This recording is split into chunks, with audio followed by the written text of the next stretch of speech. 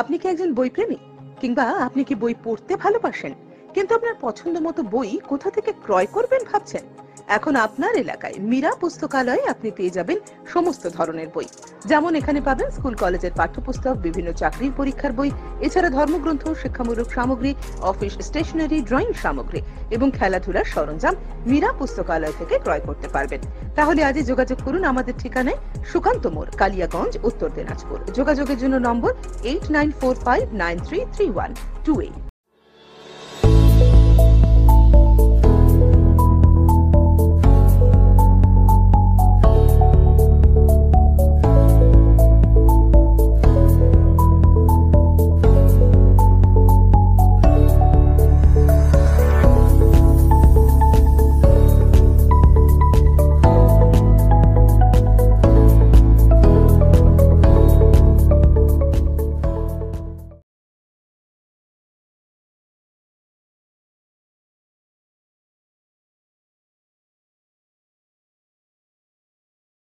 অনুষ্ঠানটি নিবেদন করছে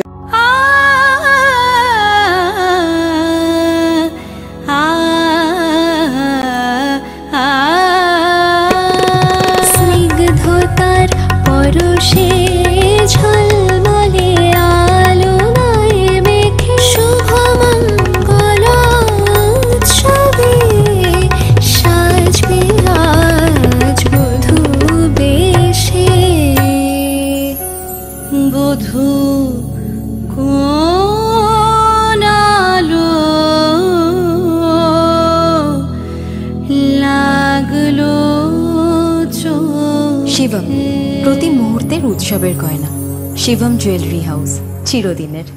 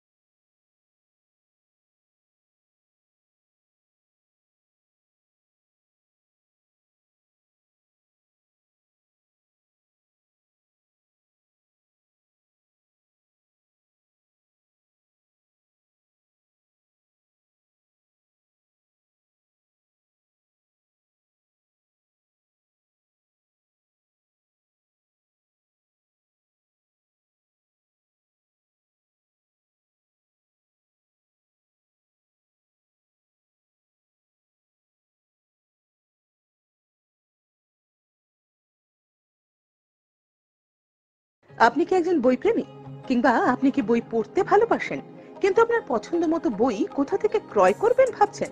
এখন আপনার এলাকায় মীরা পুস্তকালয়ে আপনি পেয়ে যাবেন সমস্ত ধরনের বই। যেমন এখানে পাবেন স্কুল কলেজের পাঠ্যপুস্তক, বিভিন্ন চাকরির পরীক্ষার বই, এছাড়া ধর্মগ্রন্থ, শিক্ষামূলক সামগ্রী, অফিস স্টেশনারি, ড্রয়িং সামগ্রী এবং খেলাধুলার সরঞ্জাম মীরা পুস্তকালয় থেকে ক্রয় করতে পারবেন। তাহলে আজই যোগাযোগ করুন আমাদের ঠিকানায়, সুকান্ত মোড়, কালিয়াগঞ্জ, উত্তর দিনাজপুর। যোগাযোগের জন্য নম্বর 8945933128।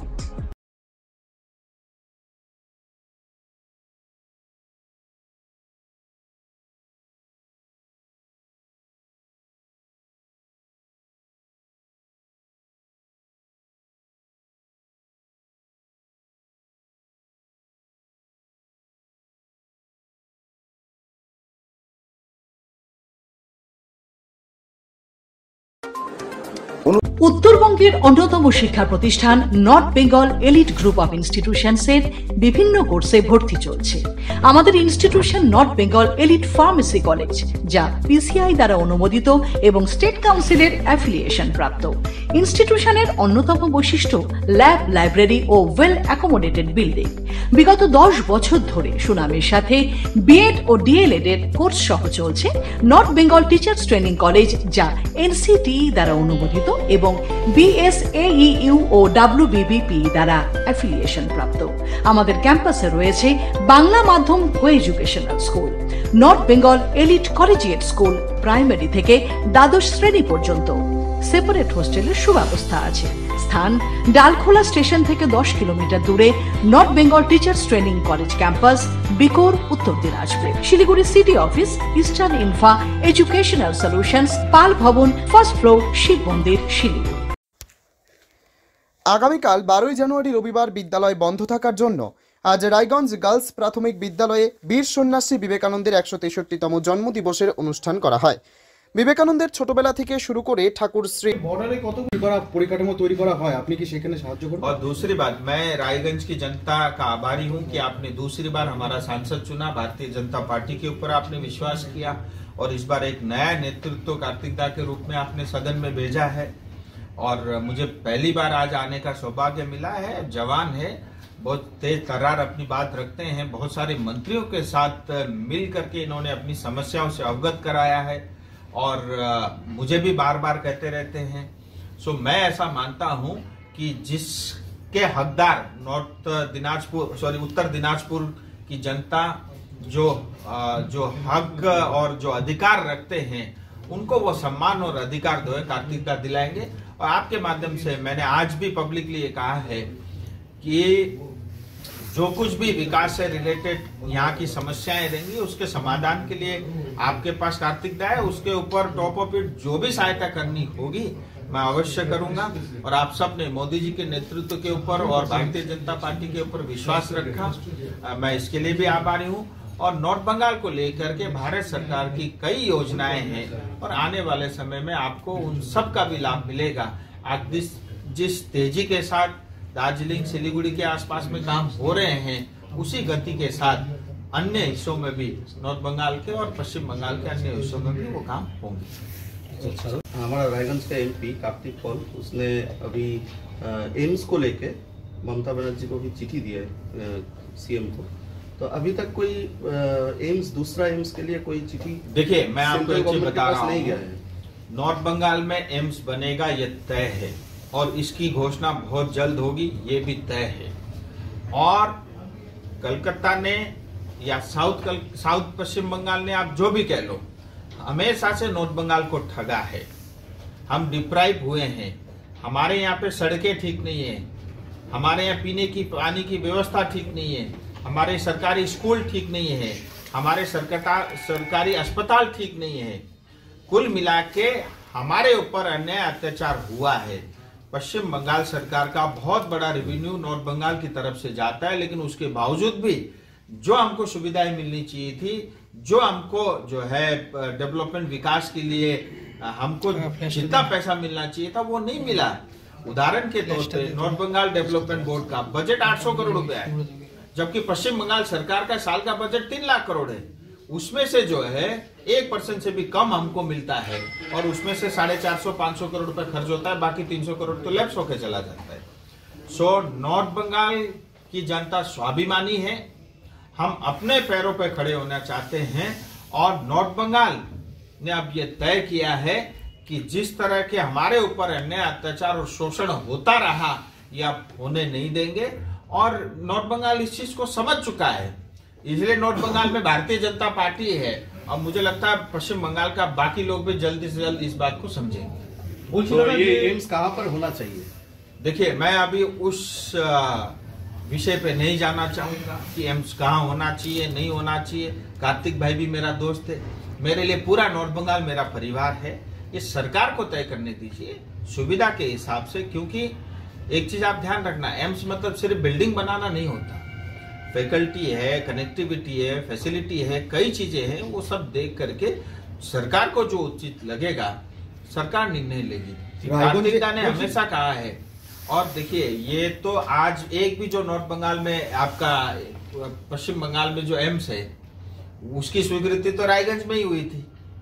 तो रायगंज को तो सबसे ज्यादा ठगा है इस टीएमसी सरकार ने, और ले जाके कल्याणी में कलकत्ता के पास उस अस्पताल को बना दिया, जबकि आवश्यकता हमको थी।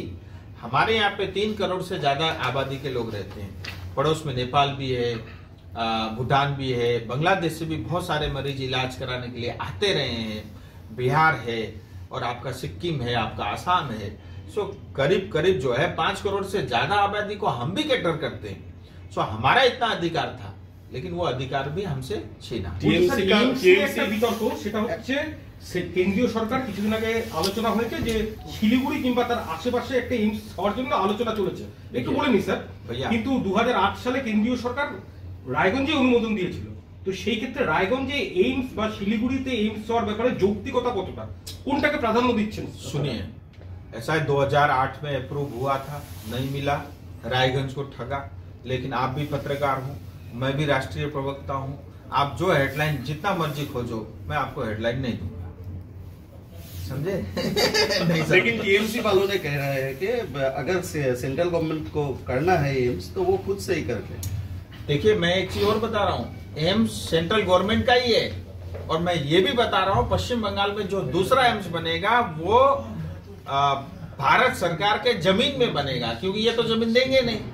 सो इसीलिए हमने ये तय कर लिया है कि भारत सरकार के जमीन में ही वो एम्स को हम बनाएंगे, ये भी तय है।